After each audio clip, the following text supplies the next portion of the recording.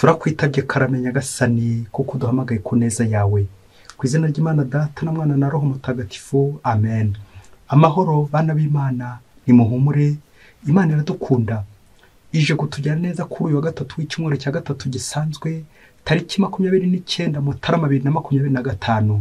Aha niho tugiye guhurira n'Imana. Isomo rya mbere mu yandikiwe Abahebureyi, umutwe wa 10 umurongo wa 11 kugeza ku wa 18. Bavandimwe, mu isezerano rya kera igihumureze gitambo wese ahora ahagaze ngo akore buri munsi imihango, atura kenshi ibitambo bihora ari bimwe kandi bidashobora kuvanaho ibyaha. Kristo we aho amariye guhereza igitambo rukumbi gihongerera ibyaha, yicaye iburyo bw'Imana ubuziraherezo, akaba kuva ubwo ategereje ko abanzi be bahindurwamo akabaho ko munsi y'ibirenge bye. Kubwo iryo turo rimwe rukumbi yagejeje ku butungane aho yiyemeje gutagatifuza. Ni nabyo kandi Roho Mutagatifu bwe atwemeza, kuko amaze kuvuga ati ngira isezerano nzagirana nabo nyuma y'iyo minsi. Nyagasani yaratangaje ati nzashyira amategeko yanjye mu mutima wabo, maze nzayandike no mu bwenge bwabo, sinzongera kwibuka ibyaha byabo. Bityo rero ahari babarirwa ntihaba gikenewe ibitambo byo guhongerera ibyaha. Iryo ni ijambo ry'Imana. Zaburi 110.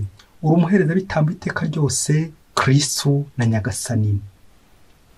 Uhora yambwiye umutegetsi wanjye ati icara iburyo bwanjye kugeza igihe abanzi bawe mbagira umusego w'ibirenge byawe. Inkoni yawe y'ubutegetsi yuje ububasha, uhora azayirambura igere ku ruhereye i Siyoni. Ganza ugenge abanzi bagukikije. Wahawe ubutware kuva ukivuka, wimikirwa ku misozi mitagatifu. Mbese nk'urume rutonda mu museke, uko niko nakwibyariye. Uhora yarabirahiriye kandi ntazisubiraho na gato ati uri umuherezabitambo iteka ryose ku buryo bwa Melikisedeki. Uri umuherezabitambo iteka ryose, Kristo na Nyagasani. Nyagasani Yezu n'abandi namwe. Amagambo mu ivanjili ntagatifu ya Yezu Kristo uko yanditswe na Mariko, umutwe wa 4 umurongo wa 1 kugeza ku 20. Muri icyo gihe Yezu arongera atangira kwigishiriza ku nkombe y'inyanja.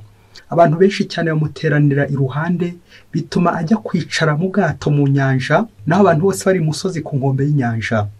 Yabigishaga byinshi avugira mu migani, maze mu nyigisho ze akababwira ati nimutege amatwi. Umubibyi yavuye iwe ajya kubiba. Nuko igihe abiba, imbuto zimwe zigwa iruhande rw'inzira, inyoni ziraza zirazirya. Izindi zigwa mu rubuye, ntizahasanga igitaka cyinshi, nuko zimera vuba kuko igitaka cyari gike. Izuba rivuye zirashya, ziruma kuko zitari zifite imizi. Izindi zigwa mu mahwa, amahwa arakura arazipfukirana, nuko ntizagira icyo zera. Naho izindi zose zigwa mu gitaka cyiza, zo zirakura ziragara, zera imbuto, imwe ikera 30, indi 60, indi 100. Nuko Yezu aravuga ati ufite amatwi yo kumva niyumve. Igihe bari basigaye bonyine ba 12 n'abandi bari kumwe nawe, bamusiganuza iby'imigani. Arababwira ati mwebweho mwahawe kumenya amabanga y'ingoma y'Imana, naho bari abo hanze byose bibabera urujijo, ku buryo bitegereza ariko ntibabone, bakumva ariko ntibasobanukirwe, kugira ngo badahinduka bagakizwa. Nuko yungamo ati ntabwo mwumva uwo mugani? Ubwo se iyindi migani yose muzayumva mute? Umubibyi ni ijambo ry'Imana abiba. Hari rero abari iruhande rw'inzira aho iryo jambo ribibwa. Bamara kuryumva, ako kanya se kibakaza akabakuramo iryo jambo ryababibwemo. Abandi n'abakirira imbuto nko mu rubuye.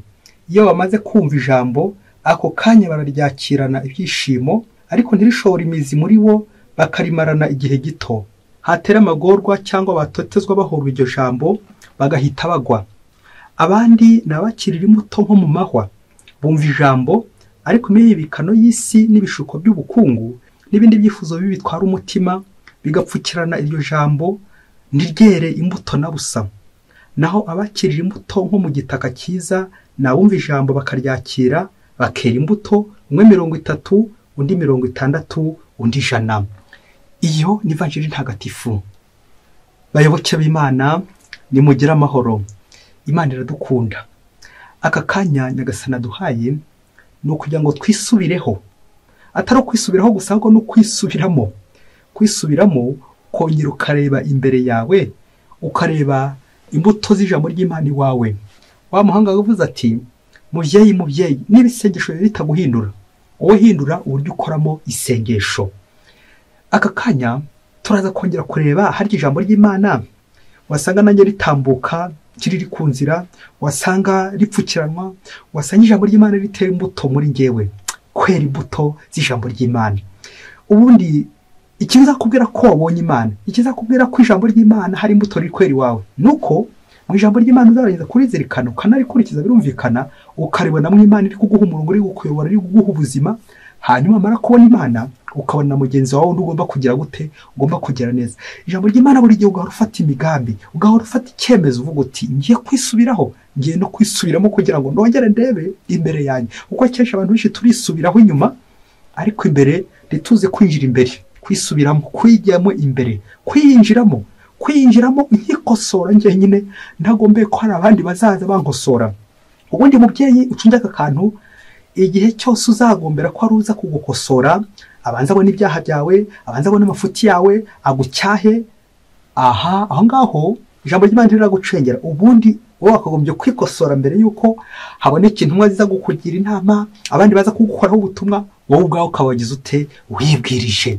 Iyi mbuto nziza, imbuto yo kwibwiriza ku muntu wese umaze kumva ijambo ry'Imana, kuko Nyagasani arakubwira ijambo ry'Imana buri gihe rizahora ririshya iwacu. Rero ninjye nawe dushyiremo imbaraga, tureke Nyagasani atera imbuto yuko ashaka iwacu, kandi yera imbuto nyinshi uko Kristo ashaka. Uko dukomeza kuzirikana kuri amasomo kwera imbuto, ndetse urebe ibigusha byose byakuje kwera imbuto uko bikwiye, reka tubanze dukora umwitozo gato uza kudufasha kureba uko imbuto zacu tuzifumbira, ku imbuto zacu ziri kwera. Ibibazo tugiye kubaza muri iri shuri, ufatike n'ikaramu kugira ngo uhereho usubiza. Uraza kumbwira amanota wabonye ku 10. Buri kibazo gifite amanota 2 n'igice, ni ibibazo 4 biri ku manota 10. Ngo umunsi umwe hirya kure cyane muri Afurika, ngo habaye umugabo wa Mariya. Ngo umugabo wa Mariya ngo bamaranye imyaka 12 batarashyingirwa. Ngo uyu mugabo rero akaba yarafite indaya 5. Washize igihe afata indaya bamarana imyaka 3 yitwa Chantal.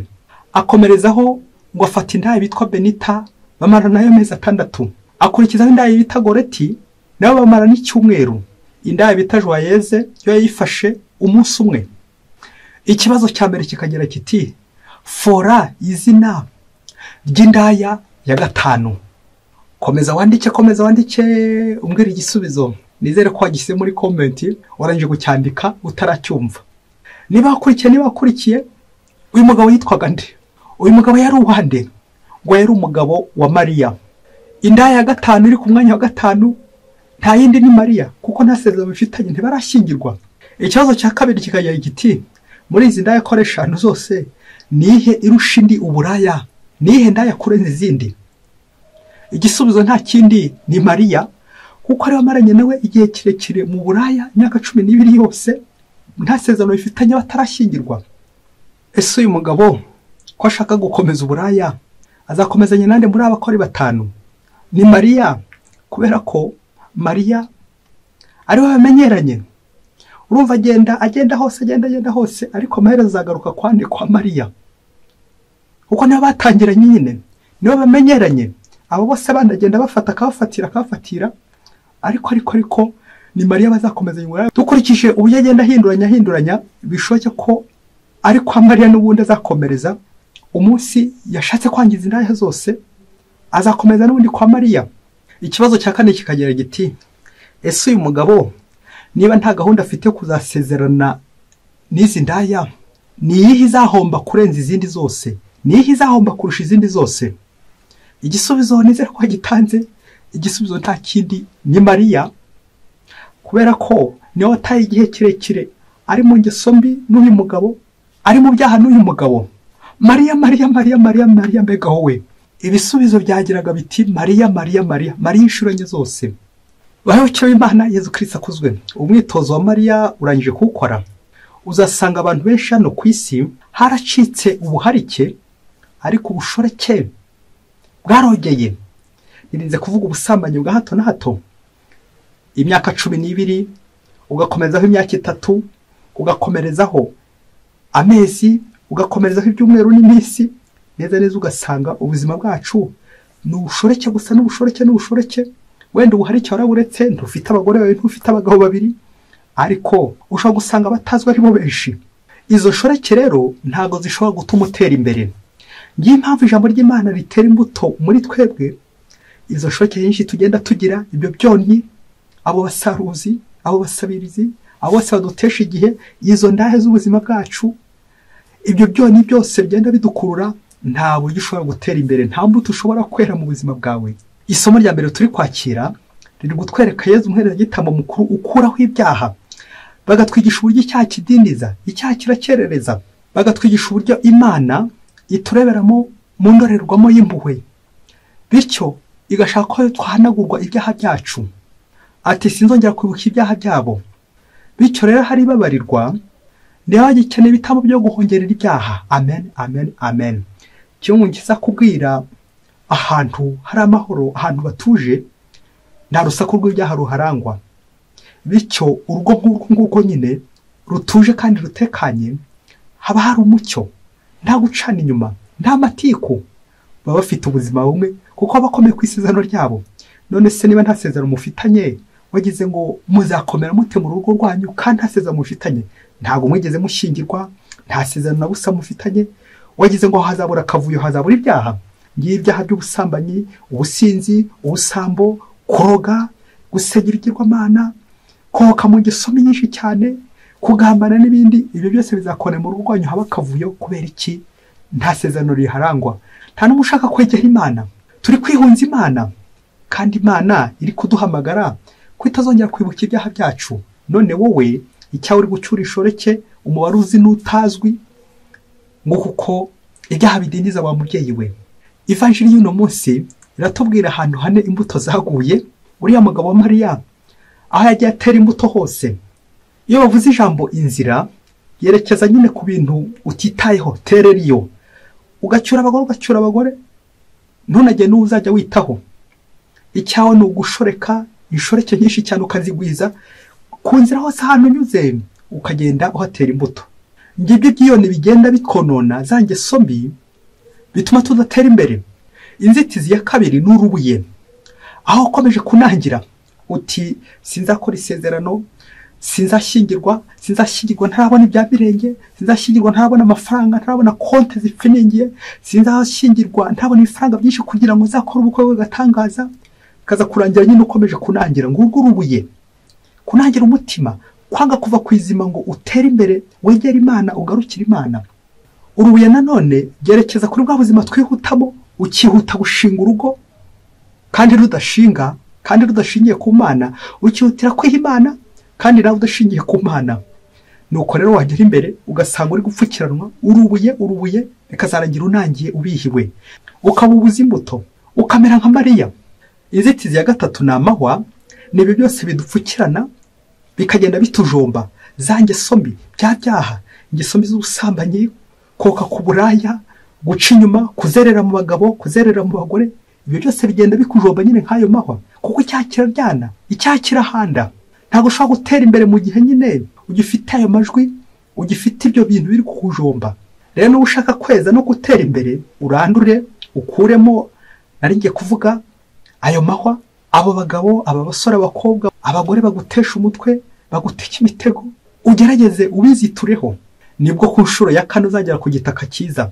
Gitaka cyiza cyerekeza ku cyizere, gitaka cyiza cyerekeza ku mbuto nziza uzera. Kuba uzibatura, ukizitura ku kibi, ukizitura kuri ubwo bugome, ukizitura kuri ubwo buraya, ukizitura kuri ubwo businzi, kuri ubwo busambanyi. Hanyuma ugafata icyemezo cya kigabo, ugatera nyine imbuto nziza, ugashyingirwa, ugakora isezerano, ukabaho mu buzima ugarukiye Imana, unogeye Imana. Naho ubundi ntabwo uzigera ugera mu gitaka cyiza mu gihe utarahindura ibitekerezo, mu gihe ugikomeye kuri wowe, ukinangiye umutima. Biragusaba gufata icyemezo cyo kwihangana. Nguyu mubi ikintu yakoze kiremereye, yarihanganye arategereza kugeza igihe afashe icyemezo kizima kizamuhesha ubuzima. Igihe cyose utazitonda ngo wicare utekereze, ubundi ugera heza, bizarangira uhubutse. Uzasanga ubuzima bwawe buri kugenda bwononwa, ibitagangurirwa, ibishorobwa, ibyomanzi, ingeso mbi zose zigakoranira iwawe. Kubera iki? Ntabwo urafata icyemezo ntabwo urerekeza nyagasani, kwerekeza ku gitaka cyiza biratwerekeza nyine ubuzima twerekeza mu ijuru. naho ubundi nukomeza kugenda urebera ku bantu, wumva imvugo z'abantu, ntabwo uzagera mu ijuru. Biragusaba rero inzira y'ijuru, ni inzira igororotse, nicyo gitaka cyiza, ubwami bw'ijuru. Wongere urebe ahantu hose wagiye utikira, ahantu hose wagiye urangara, ahantu hose wagiye ufata icyemezo kidakwiye, ahantu hose wateye imbuto zidakwiye, ahantu hose ubayeho mu buzima bw'akavuyo, desordre, maze ubwira Imana uti nyagasani ndifuza gutera imbere, ndifuza gutera mu gitaka cyiza, nanjye nkera 30, 60, 100. Bityo imbuto za Kristo zikaganza iwawe, imbuto z'urukundo, ibyishimo, amahoro, kuko nta mahoro umunyabyaha. Reka tugane ku mwanzuro. Uyu mwitozo twahereho Mariya burya ahuye n'akaga, ukwerekeze cyane cyane ku mazina abiteraho n'ababikira Mariya, ariko bakaba batamwerera imbuto ko bikwiye. Ukerera ibikira mu imbuto zishara kandi mwitiranwa. Tekereza uri Mariya ariko uriho mu bwigomeke, ni wowe utarashyingirwa, ni wowe udahamye kwisezerano, ni wowe muhemu, witwa Virginia, ni wowe ukuramo inda, ni wowe usambana, la Vierge Marie vraiment, witwa Imakurata, ni wowe ufasha abangavu gukuramo inda, witwa Imakurata, ni wowe uroga, n'andi mazina yose y'ababikira Mariya, Marie Chantal, Marie Benita, Marie Gorette, Marie Joyeuse na Mariya turabasuhujeho muri mukomere cyane, mukomere kuri nyagasani, mubye bikira Mariya mwisunze, muhoremo mwiyambaza mubera indahemuka, mwiziture gukabi, bityo umenye ko cya kidindiza, icya kiracyerereza, icya kivutse imigisha y'Imana kigatuma udashobora gutera imbere. Nibwo uzasanga warakize ukaminuza ariko bikazarajya byose biguye hasi, kuko nta mugisha nyine w'Imana, uri mu ngeso mbi, wateye mu gitaka kidafashe, utera mu mahwa, utera kubuye, ntiwigeze ufata icyemezo ngo ugane mu kiliziya, werekeza umutima wawe ku Mana. Uyu munsi rero nawe erekeza mu mazi magari, erekeza mu gitaka cyiza, wiziture ku bushoroke, wiziture ku buraya, ku businzi, ku busambanyi, ku busambo, ku biyobyabwenge, maze wizirike kuri Kristo, umukurikire kandi umukurikize buri munsi. Uretse Imana ibaha umugisha, Imana Data na Mwana na Roho Mutagatifu, amen. Padiri Masomo Ladislas wa Diyosezi ya Cyangugu.